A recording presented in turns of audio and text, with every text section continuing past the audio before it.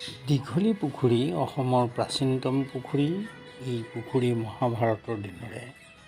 ইয়াৰ দীৰ্ঘ প্ৰায় আধা মাইল আৰু মাটিকালি প্ৰায় 17-18 বিঘাত জুৰি আছে। এই পুখুৰীত পানীৰ মাজত চাং পাতি ভগদত্ত ৰজাই তেওঁৰ জীয়ৰী ভানুমতীক স্বয়ম্বৰত ধনু খেলৰ প্ৰতিযোগিতা পাতিছিল বুলি প্ৰবাদ আছে। আৰু চাংখনৰ দাঁতিতে পানীৰ মাজত বাঁহ এডাল পুতি ইয়াৰ মূৰত মাছ এটা ওলোমাই থৈছিল।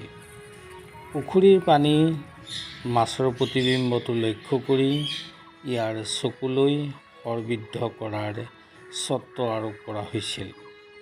ধনুবিদ্যাত পাৰ্গত কৰ্ণই এই প্ৰতিযোগিতাত জয়ী হয়।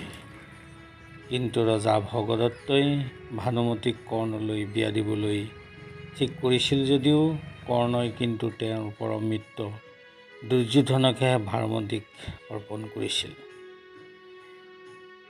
কোনো ইতিহাসবিদে ক'ব বিচাৰে যে এই দীঘলী পুখুৰীৰ দৰাচলতে এটা পুখুৰী নাছিল, ই আছিল এটা পোতাশয়।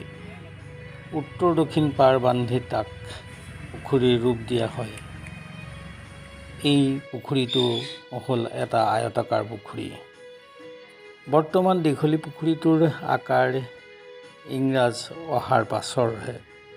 ইয়াৰ আগতে পুখুৰীটো ব্ৰহ্মপুত্ৰৰ লগত সংযুক্ত হৈ আছিল বুলি জনা যায়। ইংৰাজসকলে দীঘলী পুখুৰীৰ উত্তৰ পাৰটো সম্পূৰ্ণৰূপে পুতি তাত উচ্চ ন্যায়ালয়, আৱৰ্ত ভৱনৰ বাসস্থান নিৰ্মাণ কৰে। লগতে ইয়াৰ পাৰতে Cotton college, Handique college, Judges Field, জিলা পুথিভঁৰাল পাতে। গতিকে দীঘলী পুখুৰী হ'ল